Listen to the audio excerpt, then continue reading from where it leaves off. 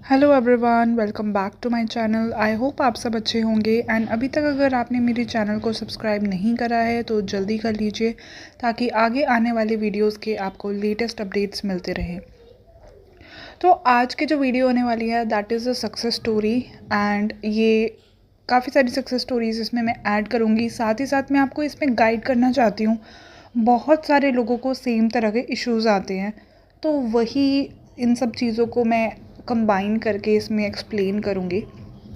सबसे पहले स्टार्ट करते हैं एक सक्सेस स्टोरी से। ये सक्सेस स्टोरी मेरे क्लाइंट की है। इन्होंने मुझसे 1 मंथ का कोर्स लिया था एंड हुआ क्या था कि इनके एसपी ने इनको बिना बताए ब्लॉक कर दिया था, बिना किसी रीज़न के, और ये बार बार ऑन ऑफ सिचुएशन में रहते थे। तो इनका ऐसे था कि झगड़ा हो जाता था, कुछ भी चीज़ें थी, मतलब बहुत ज़्यादा चीज़ें टॉक्सिक लेवल पे चली गई थी एंड इनके एसपी ने इनको ब्लॉक कर दिया था। उसके बाद क्या हुआ था कि इन्होंने मुझसे कांटेक्ट करा एंड उसके बाद ये मतलब इन्होंने जब 1 मंथ का कोर्स लिया तो उसमें अराउंड 3 वीक्स ये अपने एसपी को ब्लेम करती रहती थी। मतलब ये मुझे हमेशा जब भी मैं इनको गाइड करती थी या ये मुझसे बीच बीच में कॉल सेशंस भी लेती थी तो उस टाइम पे उस तरह से करती थी कि हाँ मुझे सब समझ आ गया है, मुझे ऑलरेडी सब पता है कैसे करना है क्या नहीं करना है, मैंने बहुत सारी कोचिंग करी है, मैंने बहुत सारी डिटेल्स में मैंने ये चीज़ें पढ़ी हुई है। और जब ये इम्प्लीमेंट करना होता था तो हमेशा सेम वही मिस्टेक्स करती थी, अपने एसपी को ब्लेम करना बिल्कुल भी बंद नहीं कर रही थी। इनका हमेशा से जब भी मैं वीकली अपडेट्स लेती हूँ तो इनका वीकली अपडेट्स में यही होता था, बट मेरे एसपी ने ऐसे कर दिया, उसने ऐसे कहा, मैंने उससे बात करी थी, उसने मुझे ब्लॉक कर दिया था, वो ऐसा कैसे कर सकता है, मुझे वही बात याद आ रही है। बार बार इनका वही लूप पर चलता रहता था कि मेरे एसपी ने हमें ऐसा किया है, वो तो पता नहीं क्या कर रहा होगा, वो लड़कियों के साथ घूम रहा होगा। इतना इनका ब्लेम गेम चलता रहता था। हमेशा ये 3D को लेके कंप्लेंट करती थी एंड इनका वो कंप्लेनिंग जो नेचर बन गया था वो एक हैबिट में आ गया था इनके। और वो सिर्फ ऐसा नहीं था कि ये सिर्फ एसपी को लेकर के ब्लेम कर रही थी, she was blaming about each and everything. इनकी लाइफ में वैसी सिचुएशंस अट्रैक्ट हो रही थी कि ये कभी अपने घर वालों को लेके ब्लेम करती थी बहुत ज़्यादा, कभी अपनी मेड को लेकर के ब्लेम करती रहती थी कि वो इस तरह से गंदा घर छोड़ जाती है, टाइम पर नहीं आती है। इनके ना हर एक एक्टिविटी डेली इनके पास, जब भी मैं इनको कोई डेली टास्क या वर्कशीट्स दे दी थी, हर किसी चीज़ में ना ये क्रिप करती थी बहुत ज़्यादा कि किसी ना किसी रीज़न से ये घूम फिर के कोई एक रीज़न ले आती थी जिस पे ये कंप्लेंट कर सके। कभी घर में कोई वर्कर्स काम करने आए हुए हैं, उनकी वजह से भी ये इरिटेट हो जाती थी। या कभी कभार ऐसा भी होता था कि घर में किसी और ने, बच्चे अगर आ गए हैं घर में शोर मचा रहे हैं, तो उसका रीज़न भी ये अपनी एसपी मैनिफेस्टेशन में ही ऐड कर देती थी कि मेरी लाइफ में तो सब कुछ ही ख़राब होता रहता है, ये भी ऐसा ख़राब चल रहा है, मेरी लाइफ में बहुत कुछ चीज़ें ख़राब चल रही हैं। एंड इतना ज़्यादा कॉन्स्टेंटली क्रिब करती रहती थी कि इनकी मैनिफेस्टेशन में इनको कोई मूवमेंट ही नहीं मिल रही थी, और जितनी भी मूवमेंट थी वो नेगेटिव मूवमेंट्स थी और हमेशा इनका कंप्लेंट्स रहता ही था। तो इनको समझाना ना उस टाइम पे बहुत मुश्किल हो जाता था, बिकॉज़ कुछ भी समझाओ इनका रिस्पॉन्स ही आता था कि ये तो मैं बहुत टाइम से कर रही हूँ, मैं 5 मंथ से कर रही हूँ, मैं 8 मंथ से परसिस्ट कर रही हूँ, मुझसे तो कुछ होता ही नहीं है, मैं कैसे मैनिफेस्ट कर लूँगी, मुझे तो लगता है मैनिफेस्टेशन भी सच नहीं होता है। तो इतना ज़्यादा लेवल पे इनकी नेगेटिविटी थी। तो क्या होता है ना कि जब आप इस तरह की चीज़ें सुनते हो और आप जिस तरह की ये बातें करते हो, बेसिकली आप अपनी रियलिटी में बार बार उन चीज़ों को अफर्म कर रहे हो। तो इनके साथ यही सेम चीज़ थी कि इनको कोई मूवमेंट मिलनी भी नहीं थी, बिकॉज़ जिस तरह का इनका नेगेटिव वाला नेचर बढ़ता जा रहा था, ये और कंप्लेंट करने के रीजंस अट्रैक्ट कर रही थी अपनी लाइफ में। मैं जितना इनको कहती थी, गाइड करती थी कि आपको इन चीज़ों पे नहीं जाना है, बट स्टिल इनका वो वाला नेचर नहीं गया। वहाँ से मैंने इनको बहुत स्ट्रिक्टली फिर मैंने इनके साथ डील करा कि आपको अपने थॉट्स को चेंज करना होगा। लोग क्या करते हैं कि जब भी वो एक कोचिंग लेने आते हैं वो एक्सपेक्ट करते हैं कि अब मैंने कोचिंग ले ली है, अब तो मुझे मेरी मैनिफेस्टेशन मिल जानी चाहिए। बट मैनिफेस्टेशन सिर्फ और सिर्फ आपके हाथ में होती है। ये बात आप लोगों को क्यों नहीं समझ आती है? मैनिफेस्टेशन कोई भी, किसी भी कोच पे आप चले जाओ, कोई आपको मैनिफेस्टेशन ला करके नहीं दे सकता। बहुत लोगों का क्वेश्चन होता है कि नहीं, हमें तो मैनिफेस्टेशन कितने दिन में मिल जाएगी, पक्का इसका 100% रिजल्ट आ जाएगा ना, आप मेरी हेल्प कर दोगे ना, इसमें इसमें कितना सक्सेस रेट रहता है, मेरी जैसी मैनिफेस्टेशन स्टोरी आपके पास आई थी क्या? मैनिफेस्टेशन हमेशा आपके हाथ में होती है, आपके माइंड का खेल है। अगर आप अपने माइंड को कन्विंस कर दोगे कि वो चीज़ आपको मिल गई है, आपको वो मिल जाएगी। मेरा काम है आपको सिर्फ गाइड करना कि कैसे आपको अपने ट्रिगर से डील करना है, किस तरह से आपको अपने क्या थॉट्स नहीं सोचने हैं और क्या थॉट्स सोचने हैं। बट एट द एंड सोचना तो आप ही को पड़ेगा। अगर आप बार बार वही नेगेटिव चीज़ें जो मैं मना कर रही हूँ आप बार बार रिपीट करते रहोगे तो आपकी लाइफ में कोई चेंज नहीं आएंगे, कोई बड़ा आपको मूवमेंट नहीं मिलने वाला।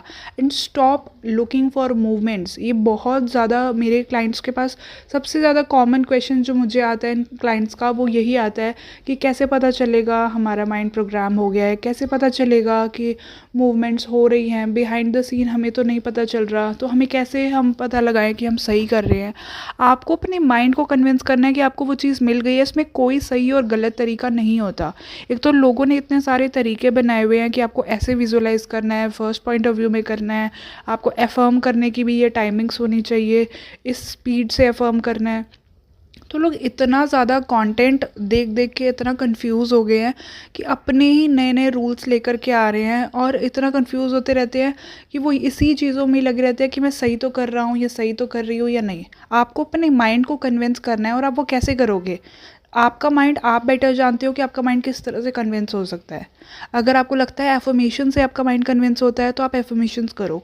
अगर आपको लगता है कि आप विजुअलाइज करने में ज़्यादा अच्छे से कर पाते हो तो आप उस तरह से करो। टेक्निक्स का काम सिर्फ आपको एंड स्टेट में रखना होता है। एंड जो लोग ये सोचते हैं कि टेक्निक्स बहुत मैंडेटरी हैं एंड स्टेट में रहने के लिए, तो इट्स अ बिग मिथ। ऐसा कुछ भी नहीं है कि टेक्निक्स के थ्रू ही आप एंड स्टेट में रह सकते हो। अगर आप अपने आप से सेल्फ टॉक भी कर रहे हो, अपने थॉट्स को अलाइन भी कर रहे हो, वो थिंकिंग प्रोसेस, एक नॉर्मल थिंकिंग प्रोसेस जो होता है वो भी एक मैनिफेस्टेशन का ही प्रोसेस होता है। जो आप सोचते हो अच्छा मैं वहाँ जाऊँगी, क्या होगा क्या नहीं होगा, तो वो भी मैनिफेस्टेशन का ही एक तरीका होता है। वो आप मैनिफेस्ट ही कर रहे हो, आप बचपन से मैनिफेस्ट करते आए हो।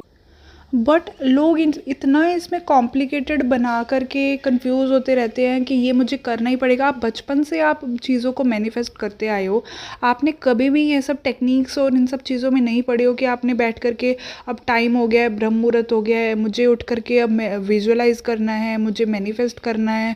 मतलब कुछ लोग तो ये भी बोलते हैं कि अगर मैंने इस टाइम पे विजुअलाइज नहीं करा मेरी मैनिफेस्टेशन नहीं मिलेगी, यूनिवर्स खुश नहीं होंगे और मेरी मैनिफेस्टेशन इसी टाइम पावरफुल ज़्यादा होती है।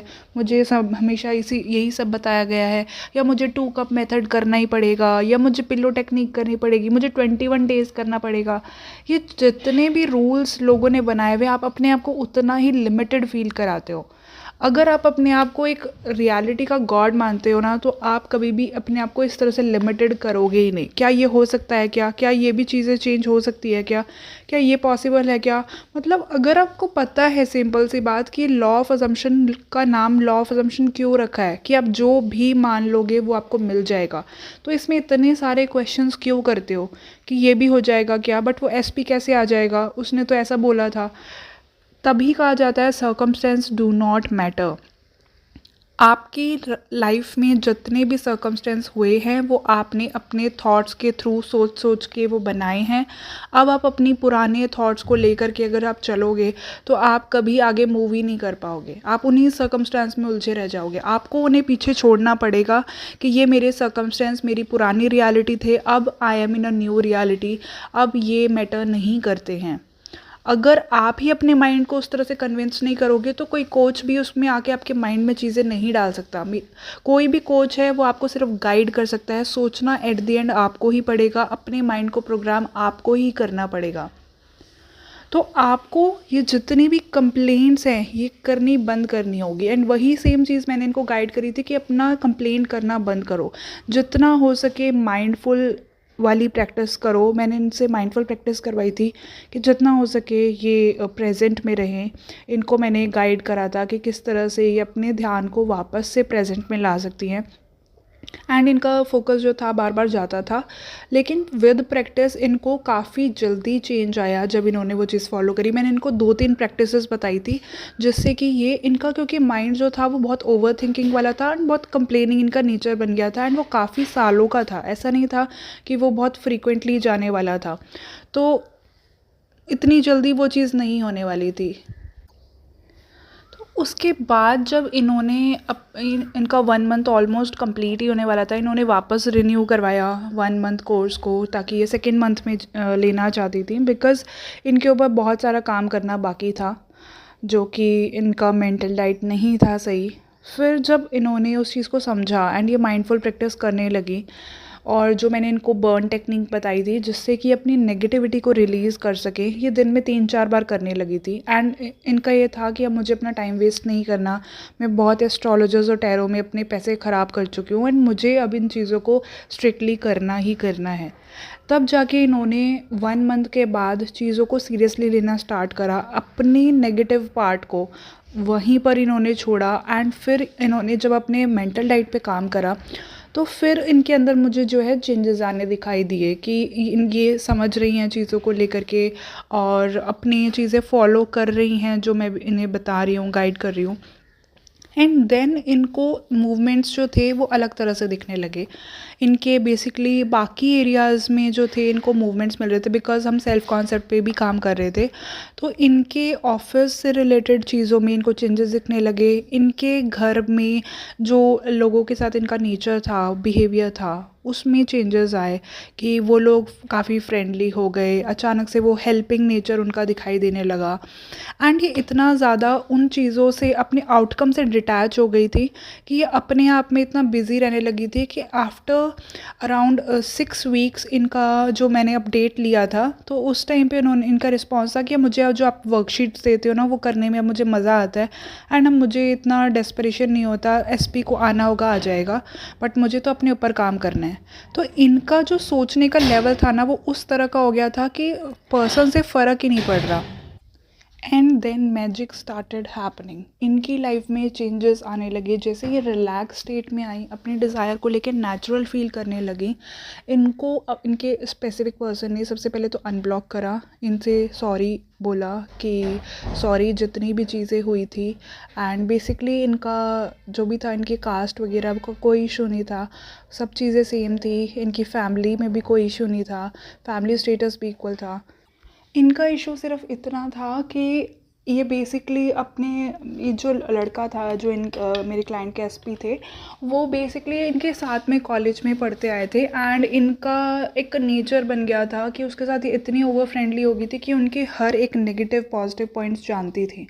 तो जब भी इनको होता था वो उसको बहुत फॉर ग्रांटेड लेने लग गया था वो लड़का। एंड जो मेरी क्लाइंट थी वो भी हर बार जिस तरह से था कि ठीक है नहीं वर्क कर रहा, ठीक है हम छोड़ देते हैं, नहीं हो पाएगा आगे, मतलब हर चीज़ को तोड़ने पे आ जाते थे। तो वो वाली चीज़ें ना इनके रिलेशन में बहुत ज़्यादा होती रहती थी, वो नेगेटिविटी बहुत ज़्यादा थी। एंड जैसे ही इन्होंने अपने ऊपर काम करा तो वो नेगेटिविटी तो इनकी ख़त्म हुई ही, इनका रिलेशनशिप बहुत सिक्योर हो गया। ये अपने आप में सबसे ज़्यादा सिक्योर हो गई। तो जब ये अपने आप में सिक्योर होती हैं तो सामने वाले के पास कोई चॉइस ही नहीं होती है कि उसको वो रिफ़्लेक्ट करना ही पड़ता है। आपके रिलेशन में वो चीज़ दिख कर के आती है। जब आप इनसिक्योर होते हो, आपको डर लगा रहता है थर्ड पार्टी का, आप खुद अपनी लाइफ में वो चीज़ें अट्रैक्ट करते हो। जब आपको डर होता है एसपी क्या कर रहा है, आप इसको स्टॉक कर रहे हो, तो ये स्टॉकिंग वाली एक फियरफुल एनर्जी होती है जहाँ आपको खोने का डर होता है। एंड वहीं से आपकी लाइफ में थर्ड पार्टीज़ अट्रैक्ट होती हैं और आपको लगता है कि मैंने तो थर्ड पार्टी का सोचा भी नहीं था, फिर कैसे हुआ? बिकॉज़ आपके एक्शंस वो चीज़ रिवील कर रहे थे। आप क्यों अपने पार्टनर को बैठ के स्टॉक कर रहे हो, क्यों दिन रात बैठ के नेगेटिव सिनेरियो सोच रहे हो, क्यों सैड सॉन्ग्स को सुन सुन के फील कर रहे हो, इमेजिन कर रहे हो कि अगर उस पर्सन का आज रिप्लाई नहीं आया है तो वो कुछ गलत ही कर रहा होगा, हमेशा अदरवाइज़ ये स्टोरी होगी। तो ये जितनी भी चीज़ें बनती हैं ये सारी आपके सेल्फ कॉन्सेप्ट से ही आती हैं। एंड जब तक आप अपने सेल्फ कॉन्सेप्ट को इम्प्रूव नहीं करोगे, आप कितनी मैरिड वाली एफर्मेशंस करते रहो, वो चीज़ें वर्क नहीं करेंगे। अपने ब्लॉकेजेस पे काम करना बहुत ज़रूरी होता है। तो वहाँ से इनको जब सक्सेस मिली है and she is now confident version कि हाँ, मुझे अब मेंटल डाइट फॉलो करनी आती है एंड आई नो नाउ कि मुझे अब आगे क्या करना है। ये थी फर्स्ट सक्सेस स्टोरी। एंड इससे सिमिलर ही एक और क्लाइंट की सक्सेस स्टोरी थी। बेसिकली इनका क्या था कि ये अपनी जॉब और साथ ही साथ अपने एसपी को मैनिफेस्ट कर रही थी। एंड इनके जॉब से रिलेटेड चीज़ें जो थी वो काफ़ी ज़्यादा अच्छी थी, लेकिन एसपी वाला सिनेरियो इनका सही नहीं था। जॉब से रिलेटेड इनका ऐसा था कि करंट कंपनी में इनका चीज़ें अच्छी चल रही थी, बट ये किसी और कंपनी में हायर पैकेज पे स्विच करना चाहती थी। बट इनका करंट कंपनी अच्छा था, मतलब ऐसा नहीं था कि कुछ भी इनको इशू आ रहा है, बस इनको अपना अप्रेजल वगैरह जो था उनको वहाँ नहीं मिल रहा था। बस इनको ये था कि मुझे अब दूसरी कंपनी में स्विच करना चाहिए। और लेकिन इनका जो एसपी वाला सिनेरियो था वहाँ पर इनको बहुत ज़्यादा इशू था, बिकॉज़ इनके जो एसपी थे वो एक्चुअल में इनका क्या हुआ था कि इनके एसपी इनके रिलेटिव्स के थ्रू नोन में थे। एंड ये हिमाचल से हैं, तो इनका क्या था कि इनके एसपी और इनके बीच में जैसे वहाँ पे कोई कल्चर होता है, तो इनके जब भी कोई फंक्शंस प्रोग्राम्स वगैरह होते थे ये लोग मिलते थे। एंड इनकी फैमिली वालों को भी मतलब एक दूसरे को जानते थे, बट इनके जितने भी थॉट प्रोसेस थे ना वो फैमिली वालों ने डाले हुए थे इनके माइंड में कि जो इनके एसपी थे उनकी फैमिली वाले इनकी फैमिली को लेकर के कहीं ना कहीं क्रिप करते थे। एंड जो ये मेरी क्लाइंट थी इनकी फैमिली वाले भी इनके एसपी के फैमिली वालों को पसंद नहीं करते थे। तो दोनों के बीच में ही फैमिलीज़ में नेगेटिविटी थी। एंड कहीं ना कहीं एक रिलेटिव्स के थ्रू भी इनका कनेक्ट था, तो इस वजह से भी ऐसा था कि ये नहीं पसंद कर पाते थे कि मतलब इनको एक क्लियरली एक ना बहुत बड़ा लिमिटिंग बिलीफ था कि मेरी फैमिली वाले तो कभी मानेंगे ही नहीं, बिकॉज़ ये मेरी जो भाभी लगती हैं ये उनका भाई है, तो शायद तो ये पसंद ही नहीं आएगा मेरे फैमिली वालों को, बिकॉज़ उनको मेरी भाभी ही नहीं पसंद है। और वही वाली चीज़ जो है उनके साइड से भी होता था कि उनके जो भी फंक्शंस वगैरह हुए थे वहाँ पे जो भी कुछ रिचुअल्स वगैरह होते थे तो उसको लेकर के इनके एसपी की फैमिली वाले भी काफ़ी क्रिब किया करते थे कि हमें नहीं लगता ये चीज़ें सही हैं इनकी, और इनकी जैसी फैमिली में तो हम कभी शादी भी ना करवाना चाहें।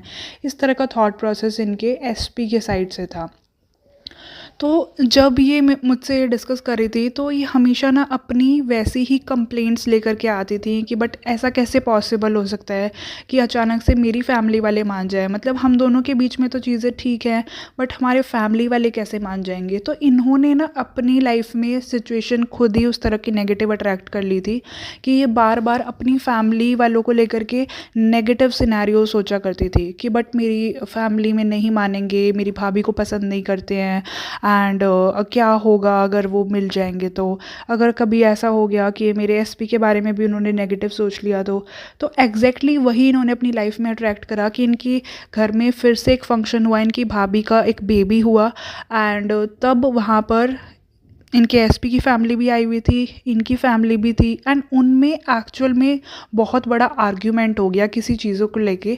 और वो एक बहुत अच्छा फंक्शन था बट स्टिल वो चीज़ें इतनी नेगेटिव हुई। एंड इन्होंने जब मुझसे गाइडेंस ली तब इन्होंने बताया कि एग्जैक्टली ऐसे ही बैठ कर के मैं अननोइंगली सोचा करती थी कि अगर ऐसा हो गया तो अगर मेरे घर वाले और उनके बीच में इतनी गंदी फाइट हो गई तो कैसा होगा, तो क्या चीज़ें होंगी, किस तरह से रिएक्ट करेंगे। और ये डे ड्रीमिंग करा करती थी इन सब नेगेटिव सिनेरियोज़ की। तो जब इनको मैंने बोला कि मल्टीपल इनफाइनाइट रियलिटीज़ एग्जिस्ट करती हैं, आप जो चाहते हो वो ऑलरेडी रियलिटी ऐसी एग्जिस्ट करती है क्वांटम फील्ड में, आपको जस्ट सोचना है कि आप उस रियलिटी में ऑलरेडी हो। बट इनसे वो चीज़ नहीं सोची जाती थी बिकॉज इनको अपने सर्कमस्टेंस इतने रियल लगते थे। तो ये हमेशा वो कंप्लेंट्स लेकर के आती थी कि बट मेरे घर वाले जो हैं वो उसको पसंद ही नहीं करते हैं, वो कैसे मान जाएंगे, मेरे एसपी के घर वाले जो हैं वो भी मेरी फैमिली को पसंद नहीं करते हैं, उन्होंने तो इस तरह से बोल दिया था कि हम मर भी जाएंगे तब भी यहाँ पे हम तो कभी बात भी नहीं करेंगे, रिश्तेदारी भी नहीं रखेंगे। तो वो मेरी शादी वहाँ कैसे करवा देंगे। तो इनको वो 3D इतनी रियल लगती थी कि ये न्यू रियलिटी के पर्सपेक्टिव से कभी सोच ही नहीं पाती थी। एंड नेविल गोडार्ड का ये कोट है कि अगर आप अपने आप को चेन में बंधा हुआ देखोगे हमेशा, तो आपके लिए भागना एक रनिंग वाला प्रोसेस हमेशा आपको अननेचुरल लगेगा। एंड यही रीज़न होता है जहाँ लोग फेल होते हैं। अगर आप अपने करंट 3D सर्कमस्टांसेस से स्टिक रहोगे, आपके लिए वो आउटकम हमेशा आपको ऐसे ही लगेगा कि आपसे बहुत दूर है। और ये कोई मैराथन नहीं चल रही है जिसमें आपको भागना है और भागते रहना है और एक पॉइंट तक पहुंचना है जो अभी तक आ ही नहीं रहा है। हमेशा परसिस्टेंस का मतलब होता है कि persist in the end as if वो आपको मिल चुका है। अगर आपको पॉइंट ए से पॉइंट बी जाना है तो आपको पॉइंट ए पे खड़े होकर विश नहीं करना कि काश मुझे पॉइंट बी मिल जाए या मुझे पॉइंट बी मिलेगा एक दिन। नहीं, आपको सोचना है कि आप पॉइंट बी पर पहुंच चुके हो या अभी पहुंचने वाले हो विद इन दिस पर्टिकुलर एक टाइम फ्रेम, या फिर आप वहाँ ऑलरेडी पहुँच चुके हो। आपको उस पर्सपेक्टिव से सोचना है। बट अगर आप अपने आप को पॉइंट ए पे ही रखा हुआ सोच रहे हो और आप विश कर रहे हो तो आप विशफुल थिंकिंग में रहते हो। और काफ़ी लोगों को लगता है कि ये विशफुल थिंकिंग ही परसिस्ट करना होता है। परसिस्ट करने का मतलब ये नहीं है कि आप एफर्मेशंस कर रहे हो, टेक्निक्स कर रहे हो तो इसका मतलब आप 10 महीने से आप परसिस्ट कर रहे थे। परसिस्ट करने का मतलब होता है नो वेवरिंग, जहां आप कोई भी 3D करंट सर्कमस्टेंस से रिलेटेड कोई थॉट्स नहीं सोच रहे हो, कोई मूवमेंट चेक नहीं कर रहे हो। इवन दो आपको रिजल्ट्स नहीं मिले हैं, आप परसिस्ट कर रहे हो कि आपको वो चीज़ मिल चुकी है। उसे एक्चुअल परसिस्टेंस कहते हैं। एंड इस तरह से अगर कोई परसिस्ट कर रहा है ना, मैं मान ही नहीं सकती कि उसको 10 महीने तक रिजल्ट ना मिले।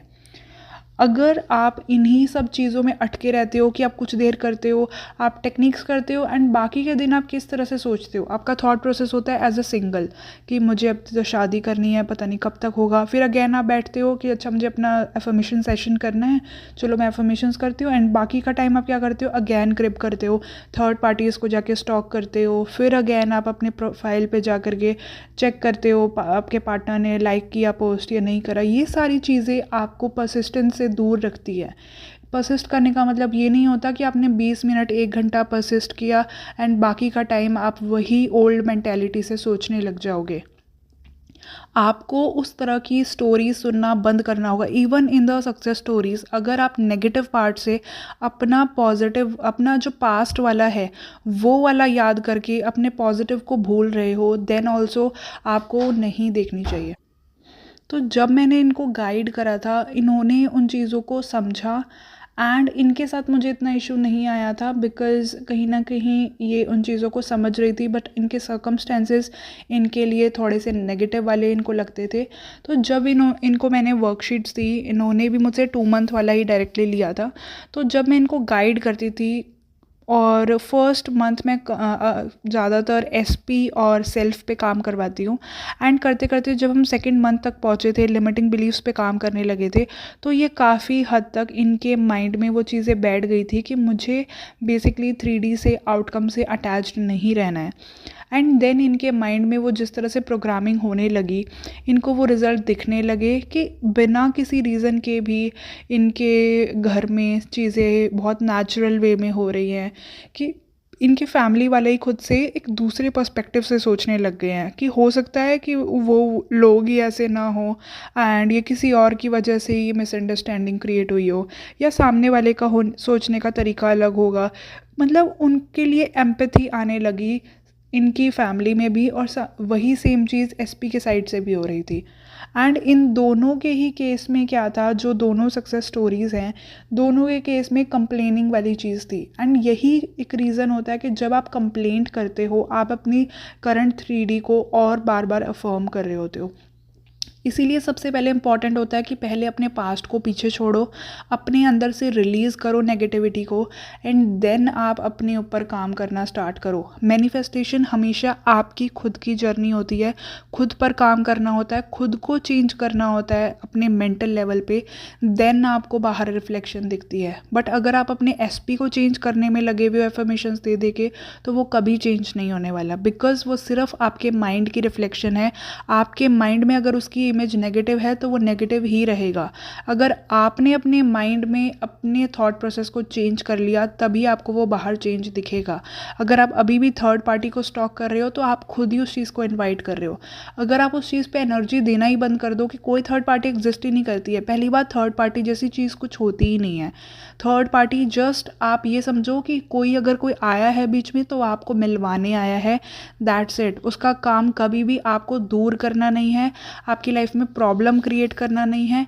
एंड ये थर्ड पार्टी ज़रूरी नहीं है कि वो एक लव इंटरेस्ट ही हो। थर्ड पार्टी कभी कभार कोई भी चीज़ें होती है जो आपको ऑब्स्टेकल जैसी लग रही होती है, कभी फैमिली मेम्बर्स होते हैं, कभी आपके फियर्स भी थर्ड पार्टी जैसे हो जाते हैं, कभी आपके डाउट्स भी थर्ड पार्टी हो जाते हैं। तो थर्ड पार्टी डजेंट मीन्स कि लव इंटरेस्ट ही हो। थर्ड पार्टी मीन्स कोई भी एक ऑब्स्टेकल जो आपको आपके पर्सन के पास आने से रोक रही है, that is a third party.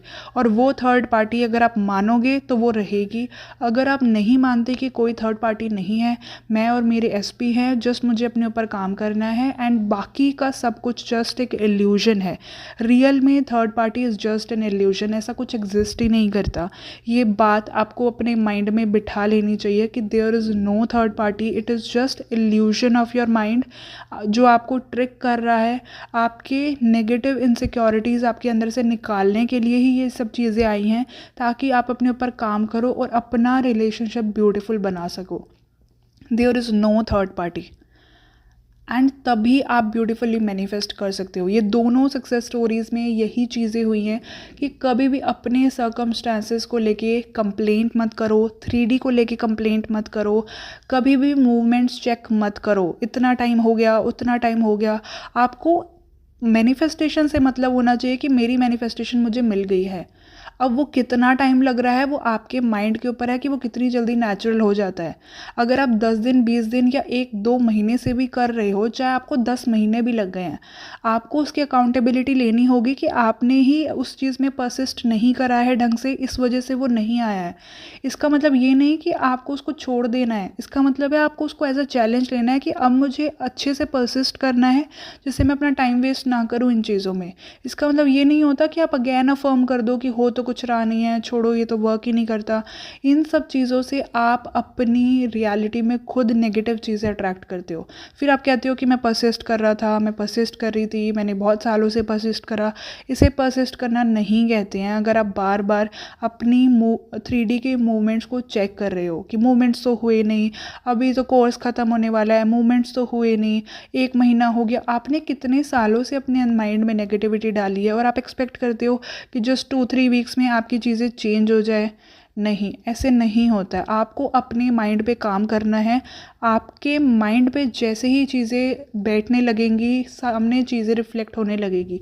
Energy को फ्लो तो होने दो, उस चीज़ को आप इतना जल्दी जल्दी, एक तो लोगों ने ये चीज़ें बना दी है 3 डेज़ में मैनिफेस्ट, 2 डेज़ में मैनिफेस्ट, तो लोग इतना ज़्यादा ओवर प्रेशर लेते हैं कि मेरा तो 3 डेज़ में मैनिफेस्ट नहीं हुआ, दैट मीन्स मैं तो कुछ गलत ही कर रहा हूँ। ऐसा नहीं होता है। सबकी स्टोरी अलग होती है। Don't compare your success story with other people success story. And आपकी सक्सेस स्टोरी मैं इसलिए बोल रही हूँ बिकॉज आपकी तो सक्सेस होनी है।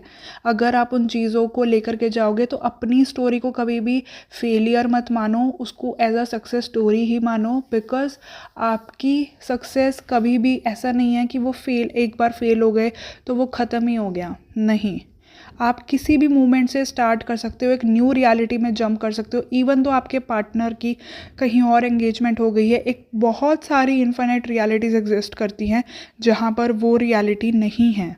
आपके पार्टनर सिंगल हैं या आपके साथ कमिटेड हैं, तो आपको उस रियलिटी में जंप करना है। अपने करंट सर्कमस्टेंसेस को सच मानना बंद कर दो। आपके पार्टनर आपके साथ है, यही सोचोगे तभी आप अपनी लाइफ में आगे अट्रैक्ट कर पाओगे। तो स्टॉप कंसिडरिंग कोई भी ऑब्स्टेकल को रियल मानना, वो सब सिर्फ एक इल्यूजन है। आपका माइंड आपको ट्रिक कर रहा है। जितना जल्दी आप इस मैट्रिक्स से निकल पाओगे, आपको समझ आएगा कि लाइफ किस तरह से वर्क करती है and then you will be able to manifest. So I hope आपको मैंने बहुत डिटेल में समझाने की कोशिश करी है, आपको समझ आया हो। एंड फिर भी कोई डाउट है तो आप मुझसे कमेंट्स में पूछ सकते हैं। बट अगर 1 लाइनर 2 लाइनर हुआ मैं ज़रूर रिप्लाई करूँगी। अदरवाइज़ अगर आपको कोई डिटेल में सेशन लेना है तो आप मुझसे गाइडेंस ले सकते हैं। मेरे इंस्टा पे आपको आईडी मिल जाएगी डिस्क्रिप्शन में, इंस्टा आईडी और जीमेल आईडी, उस पर आप मुझसे कांटेक्ट कर सकते हैं एंड रीच आउट कर सकते हैं। सो मिलते हैं नेक्स्ट वीडियो के साथ, तब तक के लिए till then take care, bye bye, happy manifesting.